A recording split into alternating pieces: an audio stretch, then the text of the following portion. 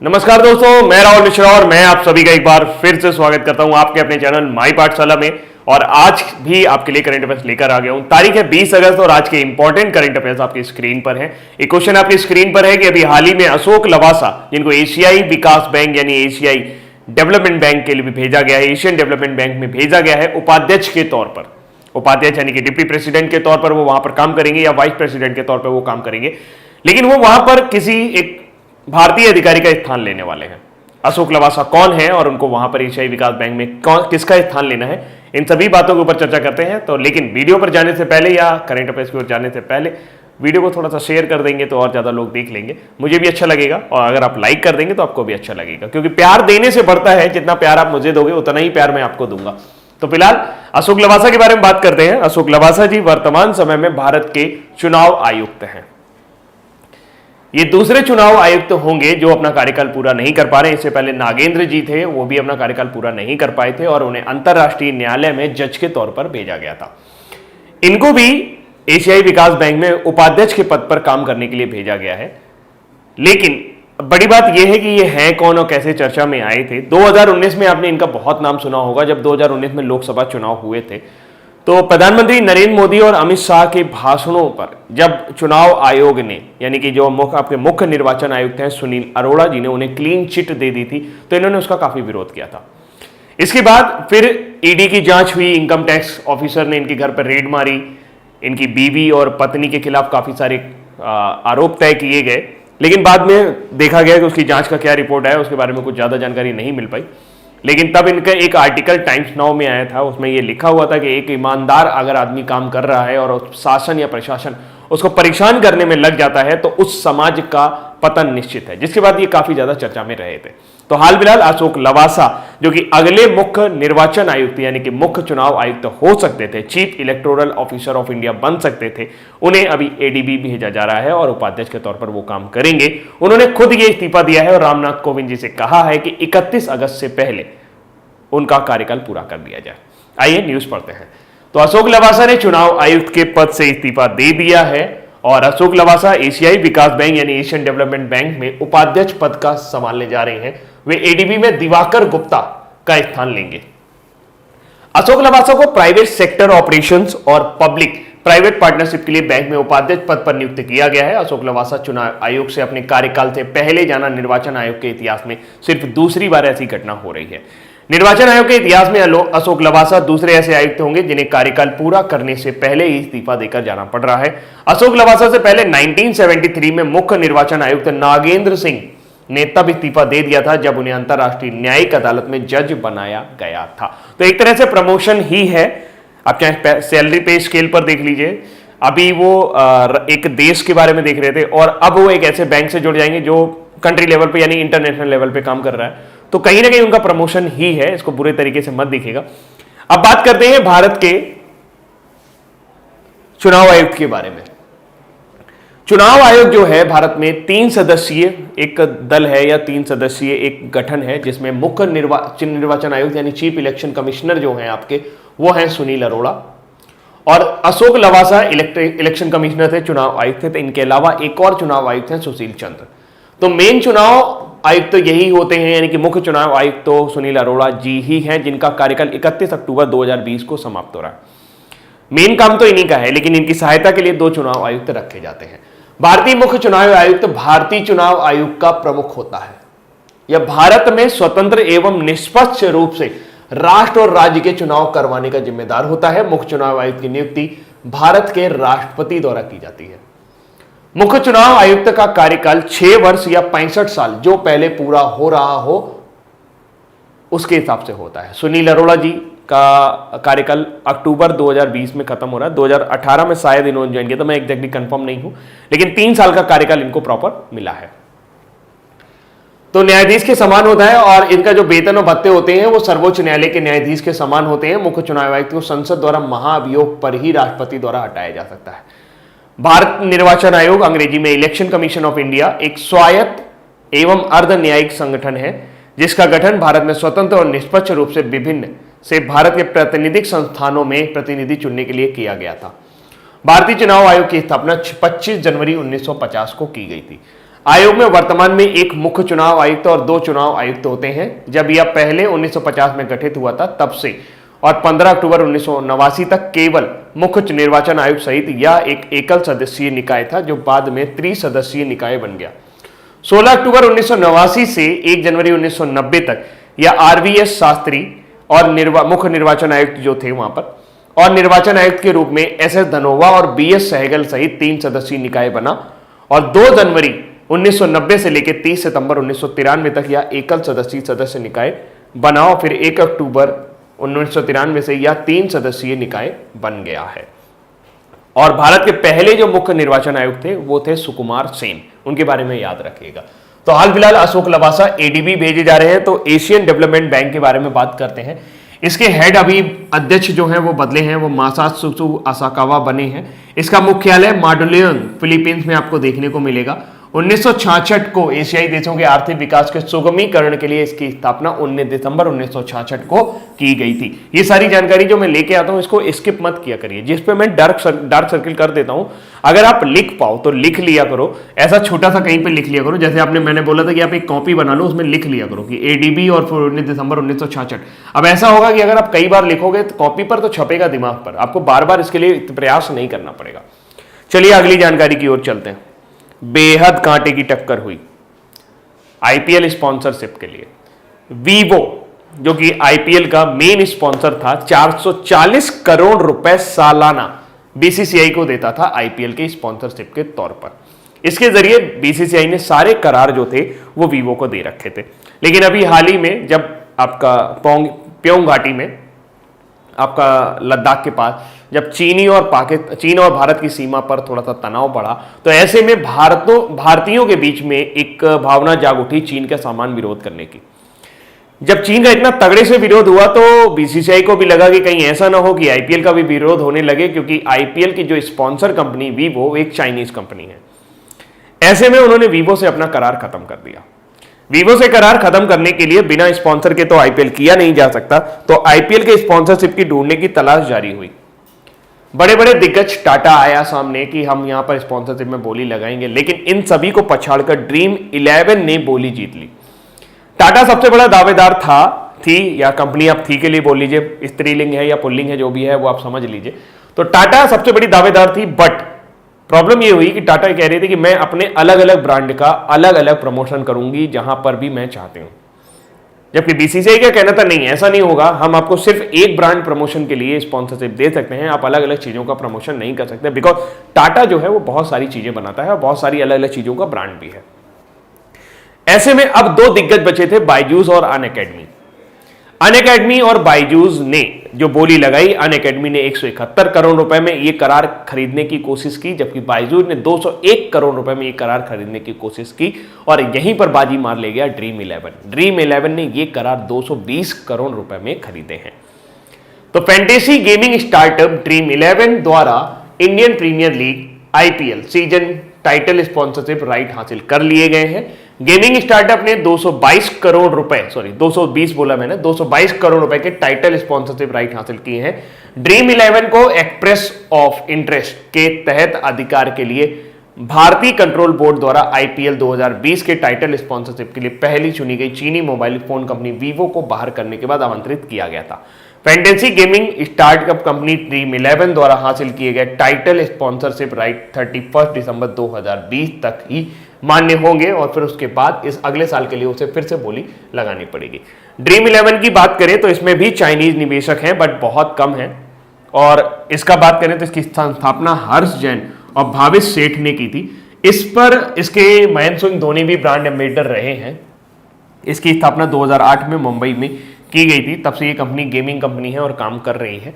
तो हाल फिलहाल अब आपको ड्रीम 11 देखने को मिलेगा वीवो की जगह। अगली जानकारी पर चले तो अगली जानकारी एक रैंकिंग से जुड़ी हुई है। हाल ही में मद्रास स्थित भारतीय प्रौद्योगिकी संस्थान यानी कि IIT मद्रास ने सबसे बेहतर केंद्रीय वित्त पोषित संस्थान के लिए अभिनव उपलब्धियों पर संस्थानों की अटल रैंकिंग में अपने शीर्ष स्थान को बरकरार रखा है। यानी कि IIT Madras top the Atal ranking of institution of innovation achievements, अरिया है ना, उपराष्ट्रपति वेंकैया नायडू द्वारा 18 अगस्त 2020 को केंद्रीय शिक्षा मंत्री रमेश पोखरियाल निशंक, शिक्षा मंत्री कौन है? रमेश पोखरियाल निशंक। और आपको याद होगा कि अभी हाल ही में मानव संसाधन विकास मंत्रालय का नाम बदल कर क्या कर दिया गया है? शिक्षा मंत्रालय कर दिया गया है। तो इनकी उपस्थिति में वर्चुअल कार्यक्रम के दौरान अभिनव उपलब्धियों पर संस्थानों की अटल रैंकिंग जारी की गई थी। पहली बार अरिया 2020 रैंकिंग में महिलाओं के लिए भी उच्च शिक्षण संस्थानों की एक विशेष श्रेणी शुरू की गई। Avinash Lingam institute for home science and higher education for women इस श्रेणी में पहला स्थान पाता है। तो आईआईटी मद्रास पहले स्थान पर है, आईआईटी बॉम्बे दूसरे स्थान पर है इस रैंकिंग में, जबकि आईआईटी दिल्ली तीसरे स्थान पर, आईआईएससी बेंगलोर चौथे नंबर पर पहुंच गया, जबकि आईआईटी खड़गपुर को 5वां स्थान यहां पर हासिल हुआ है। ये रैंकिंग उन संस्थानों के लिए जारी की जाती है जो केंद्र द्वारा वित्त पोषित हैं, यानी कि जिनको फाइनेंस जो है, ये पैसा जो मिलता है वो केंद्र सरकार द्वारा दिया जाता है। इसमें सभी आईआईटीज आते हैं। तो इसमें आईआईटी मद्रास जो है वो पहले स्थान पर आया है। अगली जानकारी की तरफ चले तो एक और स्कीम है, क्योंकि इसका जो स्कीम का नाम रहा वो अटल रैंकिंग पे रहा, तो अटल रैंकिंग के ऊपर एक और स्कीम थी, अमृत मिशन। अमृत मिशन यानी कि Atal mission for rejuvenation urban transformation, शहरीकरण की तरफ एक कदम बढ़ाते हुए अमृत मिशन की बात की जाए तो इस बार उड़ीसा ने इसके इंप्लीमेंटेशन को जीता है। अमृत मिशन आपका पाइपलाइनिंग से संबंधित है, सीवेज की समस्या से संबंधित है, और जो भी ऐसे कस्बे हैं जहां पे डेवलपमेंट नहीं है, एक तरह से उनको ट्रांसफॉर्म करना है अर्बन की तरफ। तो हाल फिलहाल शहरी विकास मंत्रालय से शुरू किया गया, ये शहरी विकास मंत्रालय द्वारा शुरू किया गया ये जो अभियान है, इसमें उड़ीसा ने पहला स्थान पाया था। ये भी कुछ दिन पहले 11 अगस्त की न्यूज है जो मैंने आपको बताई थी। अगली जानकारी तक चले तो ministry of tribal affairs launch है। Ministry of tribal affairs, tribal affairs यानी कि आदिवासी जनजातियों मामलों का मंत्रालय, आदिवासी जनजाति मामलों का मंत्रालय किसके पास है? वर्तमान समय में अर्जुन मुंडा जी के पास है। अर्जुन मुंडा जी को भारतीय तीरंदाजी संघ का अध्यक्ष भी बनाया गया था। जनजाति मामलों के मंत्रालय ने अभी हाल ही में स्वास्थ्य नाम का एक जनजाति स्वास्थ्य पोर्टल लॉन्च किया है। इस पोर्टल में क्या है कि जो भी जनजातियां हैं उनके स्वास्थ्य, यानी कि जो भी जनजाति लोग हैं उनको स्वास्थ्य एवं पोषण से संबंधित जानकारी प्रदान की जाएगी, उनका डेटा रिकवर किया जाएगा और उनके लिए जो विकास की योजनाएं हैं उनको सही तरीके से संचालित किया जाएगा। इसके अलावा मंत्रालय ने स्वास्थ्य और पोषण पर एक आलेख नाम का एक ई न्यूज लेटर शुरू किया है, यानी कि इंटरनेट के माध्यम से आपको आपके जो भी स्वास्थ्य संबंधी आलेख होंगे वो यहाँ पे प्राप्त हो जाएंगे। दो चीजें हैं, एक है स्वास्थ्य और एक है आलेख। स्वास्थ्य एक पोर्टल है, जबकि ये एक न्यूज टेलर है, न्यूज लेटर है, मतलब कि एक तरह से न्यूज पेपर है जो आपको सिर्फ और सिर्फ ऑनलाइन ही उपलब्ध होगा। यह भारत में जनजातीय आबादी के स्वास्थ्य और पोषण से संबंधित जानकारी प्रदान करेगा। यह देश के विभिन्न हिस्सों से एकत्रित किए गए अनुसंधान करेगा, उनका अध्ययन करेगा, नवीन प्रथाओं, केस अध्ययनों और सर्वोत्तम प्रथाओं के बारे में जानकारी के एकीकृत स्रोत के रूप में भी कार्य करेगा। अगर हम अर्जुन मुंडा जी की बात करें तो इस बार का जो 2020 का 66वां स्कॉच गोल्ड अवार्ड है वो भारत सरकार के जनजाति कार्य मंत्रालय को अच्छी तरीके से डीबीटी यानी कि डायरेक्ट बेनिफिट ट्रांसफर, जो सब्सिडी आप प्राप्त करते हो वो डायरेक्ट आपके खाते में ट्रांसफर की जाए।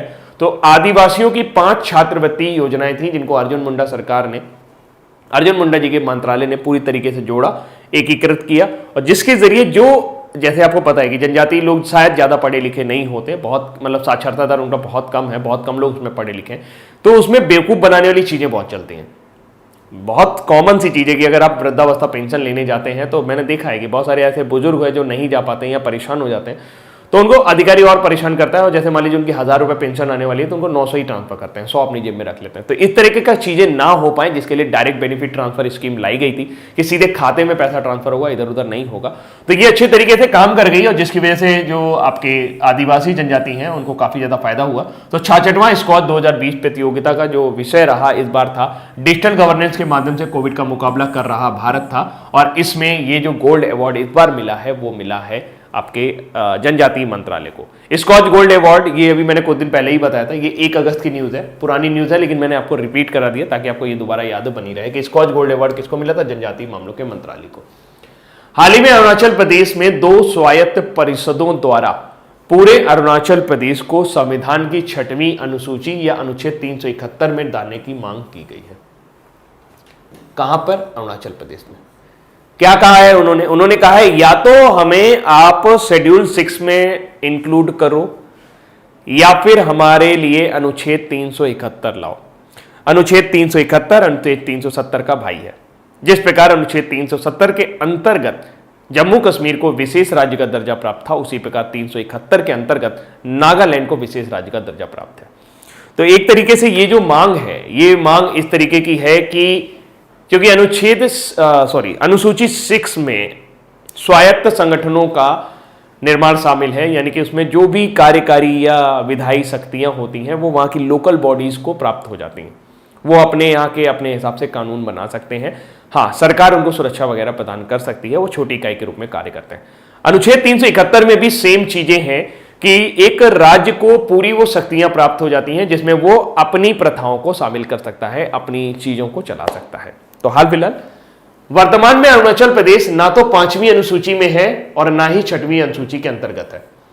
वो इनर लाइन परमिट के अंतर्गत आता है। इनर लाइन परमिट एक इस तरीके का होता है कि अगर मान लीजिए आप इधर से जा रहे हो यूपी वगैरह से और अरुणाचल प्रदेश घूमने जा रहे हो, तो जैसे किसी कंट्री में हम जाते हैं तो हमें वीजा लेना पड़ता है, वहां की सरकार से हमें परमिशन लेनी पड़ती है। उसी प्रकार जैसे ही आप अरुणाचल प्रदेश में प्रवेश करेंगे, लाख आप पुल बना लीजिए अरुणाचल प्रदेश में, लाख आप ब्रह्मपुत्र नदी पर पुल बना लीजिए, सब कुछ कर लीजिए, लेकिन फिर भी अगर आप भारत के निवासी हैं, आपके पास भारतीय नागरिकता है, तो अरुणाचल प्रदेश में इंटर करते ही आपको एक इनर लाइन परमिट लेना पड़ेगा, जिसके जरिए वो परमिट जब तक आपका रहेगा तब तक आप अरुणाचल प्रदेश में घूम फिर सकते हैं, तब तक आप अरुणाचल प्रदेश में रह सकते हैं। ये परमिट इसलिए है, ये प्रणाली इसलिए है ताकि भारत से या वहां की जो लोकल बॉडीज है, हमें ऐसा माना जाता है कि अरुणाचल प्रदेश या पूर्वोत्तर राज्य जो हैं वहां पे बहुत सारी जनजातियां रहती हैं और उनकी प्रथा बची रहे, वो कहीं हमारे जैसे ही ना हो जाए। मतलब उनका जो एक अलग सा फ्लेवर है, वो अलग सी जो संस्कृति है, जो इस तरह से वो खाना बनाते हैं, जिस तरह से रहते हैं, जो उनका रहन सहन का ढंग है, वो कहीं हमसे प्रभावित ना हो जाए और उनकी जो विशेष छाप है, जो उनकी विशेष पहचान है, वो लुप्त ना हो जाए। उसकी रक्षा के लिए अरुणाचल प्रदेश और पूरा पूर्वोत्तर भारत ही आई थिंक पूरा कंसर्न रहता है कि हमारी जो प्रथा है हम उसे त्यागेंगे नहीं, हम जिस तरह से रहते हैं उसी तरह से रहेंगे। तो उसके लिए इस इनर लाइन परमिट की व्यवस्था की गई है, लेकिन उसे ये पर्याप्त नहीं लग रही। 6वीं अनुसूची की बात करें तो इसमें 4 राज्य हैं, असम, मेघालय, मिजोरम और त्रिपुरा। इनको वहां पर स्पेशल प्रोविजन मिले हुए हैं, उनके बारे में चर्चा करेंगे अभी। 5वीं अनुसूची में आंध्र प्रदेश, तेलंगाना, छत्तीसगढ़, गुजरात, हिमाचल प्रदेश, झारखंड, मध्य प्रदेश, महाराष्ट्र, उड़ीसा और राजस्थान के क्षेत्र शामिल हैं। इसमें भी भाषाई आधार पर कुछ विशेष अधिकार दिए गए हैं। संविधान की 6वीं अनुसूची असम, मेघालय, त्रिपुरा और मिजोरम राज्यों के जनजातीय क्षेत्रों के प्रशासन के लिए इन राज्यों में जनजातीय लोगों के अधिकारों की रक्षा करने का प्रावधान करती है। सिंपल सी बात यह है कि ये कहानी शुरू होती है जब पूर्वोत्तर भारत को भारत के अंदर शामिल करना था, तो वो पूरा एरिया असम का था। एक कमेटी दिखाई देती है उस टाइम, बोरदोलोई समिति। बोरदोलोई समिति जब वहां पर अध्ययन करती है कि किस तरीके से ये पूर्वोत्तर भारत को भारत के साथ कनेक्ट किया जाए, तो वो वहां पर पाती है कि ये लोग अभी शिक्षा के रूप में या बहुत सारी चीजों के रूप में अभी पिछड़े हैं, और कहीं ऐसा ना हो कि अगर इनके राजनीतिक अधिकार इनको ना दिए जाएं तो भारत में अन्य भागों से आने वाले लोग यहां पर आएं और इनका शोषण शुरू कर दें और इनको इतना दबा दें ये कभी दोबारा ऊपर ना आ पाए। ऐसे में ये व्यवस्था की गई कि उनको भारत के अंतर्गत तो लाया गया, लेकिन जो उनका स्थानीय निकाय है, उनको बोला जाता है स्थानीय स्वायत्त संगठन, उनका जो ऑटोनोमस बॉडी है, उनको कुछ वैधानिक अधिकार दिए गए जो भारत में और कहीं लागू नहीं है। कैसे है? 6वीं अनुसूची में जो प्रशासन है, 6वीं अनुसूची क्षेत्र में जनजातीय क्षेत्रों को स्वायत्त जिलों के रूप में गठित किया गया है। स्वायत्त जिलों को राज्य विधानमंडल के भीतर स्वायत्तता का एक अलग दर्जा प्राप्त है, यानी खुद का वो गवर्निंग बॉडी खुद के होते हैं। 10 स्वायत्त जिले हैं जिसमें असम, मेघालय और मिजोरम में 3-3 है, जबकि त्रिपुरा में 1 है। प्रत्येक स्वायत्त जिले में एक अलग क्षेत्रीय परिषद भी हो सकती है। आदिवासियों को स्वायत्त क्षेत्रीय परिषद यानी ऑटोनोमस रीजनल काउंसिल, ये जो है ये उनके लिए पूरे प्रशासन का कार्यभार देखती है। और ये किसके अंतर्गत किया जा सकता है? ये हमारे अनुच्छेद 244 और 275 के अंतर्गत इस तरह का प्रावधान किया गया है। जबकि अनुच्छेद 371 में क्या है कि जबकि राज्य विधानसभा द्वारा निर्णय नहीं लिया जाता है तब तक निम्नलिखित मामलों से संबंधित संसद अधिनियम नागालैंड पर लागू नहीं होंगे। संसद कौन से कानून जो बनाएगी इन पर लागू नहीं होंगे। नागाओं की धार्मिक एवं सामाजिक प्रथा पर भारतीय संसद कोई कानून नहीं बना सकती। नागा प्रथागत कानून और प्रक्रिया के ऊपर भी वो कुछ नहीं कर सकते। नाग प्रथा और के अनुसार निर्णय लेने वाले नागरिकों और आपराधिक न्याय का प्रशासन भी वो नहीं कर सकते। कौन नहीं कर सकता? भारतीय संसद नहीं कर सकती। जमीन एवं उसके संसाधनों का स्वामित्व और किसको दिया जाएगा, मतलब कि रजिस्ट्री वगैरह के लिए आप भारत का राजपत्र नहीं ले सकते। वहीं पर कुछ वो अपना पट्टा वट्टा चलाएंगे तो वो अपना चलाएंगे, किसको पैसा दे रहे हैं, किसको जमीन बेच रहे हैं, उनसे आपको भारत सरकार का कोई लेना देना नहीं है। तो ये है 6वीं अनुसूची, ये है अनुच्छेद 371। बात ये होती है कि अरुणाचल प्रदेश ऐसा क्यों चाह रहे हैं। अरुणाचल प्रदेश भी अपने आप में सक्षम हो गए हैं, उनको लगता है कि वो स्वायत्ता को संभाल सकते हैं और बाकी जगह चल रहा है तो उनको भी लग रहा है कि उनके साथ भी ये होना चाहिए। तो हाल फिलहाल उन्होंने भी इसकी मांग उठाना शुरू कर दिया है। अगली जानकारी है, सरकार ने एथेनॉल सम्मिश्रण कार्यक्रम यानी कि एथेनॉल ब्लेंडिंग प्रोग्राम के तहत वर्ष 2022 तक पेट्रोल में 10% बायो एथेनॉल सम्मिश्रण का लक्ष्य रखा है, जिसे वर्ष 2030 तक बढ़ाकर 20% कर दिया जाएगा। वर्तमान समय में आपके पेट्रोल में 5% बायो एथेनॉल मिलाया जा रहा है। बायो एथेनॉल गन्ने के रस से प्राप्त किया जाता है। इसको मिलाने का जो सबसे बड़ा रीजन ये है कि अगर 5% मिलाया जा रहा है तो 1.8 million crude oil 1.8 million crude oil जो है वो बैरल कच्चा तेल जो है वो उसका आयात हमें नहीं करना पड़ेगा अगर हम 5% का प्रयोग करते हैं। क्यों होगा भाई? पेट्रोल में अगर मान लीजिए जैसे ये गिलास है, आप इसमें पेट्रोल डालेंगे, थोड़ा सा बायोएथेनॉल लेते तो पेट्रोल आपका इतना हो गया। इससे गाड़ी पे कोई फर्क नहीं पड़ता है। हाँ, गाड़ी का जो इंजन है वो थोड़ा सा खराब हो सकता है। सबसे बड़ी बात ये होती है क्योंकि इसमें ऑक्सीजन मॉलिक्यूल होते हैं, जिसकी वजह से जो ईंधन है वो बहुत अच्छी तरीके से जलता है। दूसरा पॉइंट ये है क्योंकि ये पूरी तरह से प्राकृतिक होता है बायोएथेनॉल, इस वजह से जब आप इसका कंबस्शन करते हैं, जब यह इसका दहन होता है, तो जो वायु में कार्बन और नाइट्रोजन की जो मात्रा निकलनी चाहिए वो उतनी ज्यादा नहीं निकलती है। तो ये पर्यावरण के रूप से भी सही है।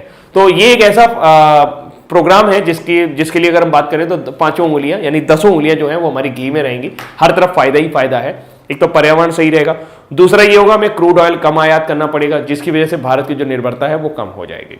तीसरा पॉइंट यही हो सकता है कि थोड़ा बहुत गाड़ी में खराबी आ सकती है, लेकिन अगर हम इसके हिसाब से इंजन का प्रयोग करें, BS6 इंजन का प्रयोग करें, तो बड़ी आसानी से इसका प्रयोग किया जा सकता है। तो इसको जो है इसको 2018 के अनुरूप लॉन्च किया गया। तो ये प्रोग्राम तो 2003 से चल रहा है। एथेनॉल मिलाने का जो कार्यक्रम है वो तो 2003 से चल रहा है। वर्तमान में पेट्रोल में बायोएथेनॉल का सम्मिश्रण लगभग 5% होता है और भारत आयातित कच्चे तेल पर कंपनी निर्माता को कम करना चाहता है। होगा क्या कि मान लीजिए अब एथेनॉल अगर आप मिलाना शुरू करोगे 5% या 10%, तो लाना तो पड़ेगा ही कहीं ना कहीं से। कहां से लाओगे? कहोगे गन्ने के रस से बनाएंगे, फिर गन्ने के रस की मांग बढ़ेगी, गन्ने के रस की मांग बढ़ेगी यानी गन्ने की मांग बढ़ेगी, गन्ने की मांग बढ़ेगी तो किसानों को फायदा होगा। तो अल्टीमेटली इसका फायदा जो है वो किसानों को होगा। और एक नीति आपने सुनी होगी कि सरकार चाह रही है कि 2030 तक किसानों की आय दोगुनी हो जाए, double the farmers income from at the 2030, तो है ना।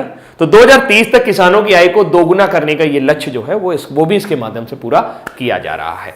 अभी हम बात करें तो इंडिया ने 10 अगस्त को वर्ल्ड बायोफ्यूल डे मनाया था, जिसकी जो थीम थी 2020 की वो थी बायोफ्यूल टुवर्ड्स आत्मनिर्भर भारत।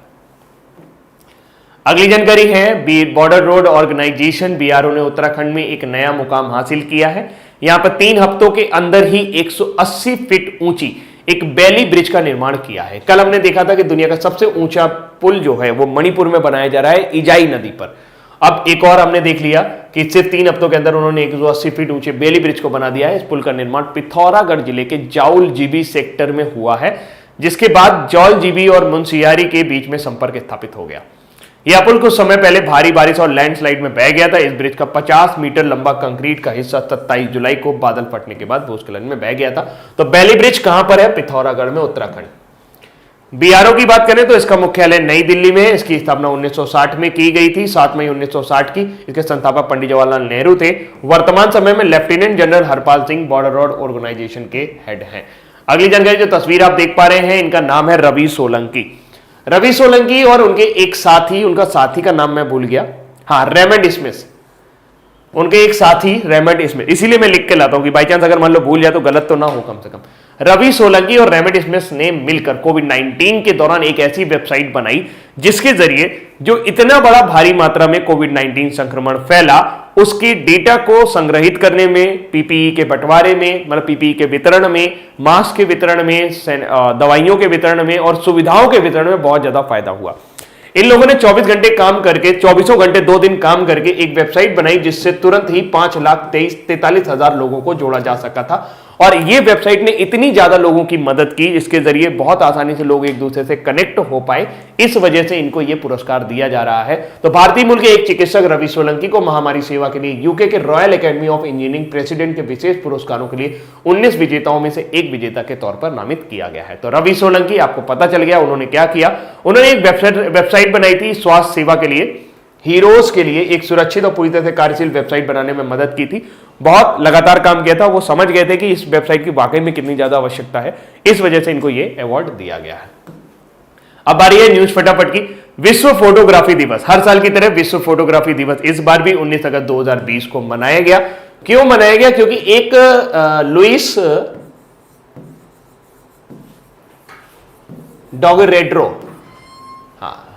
लुइस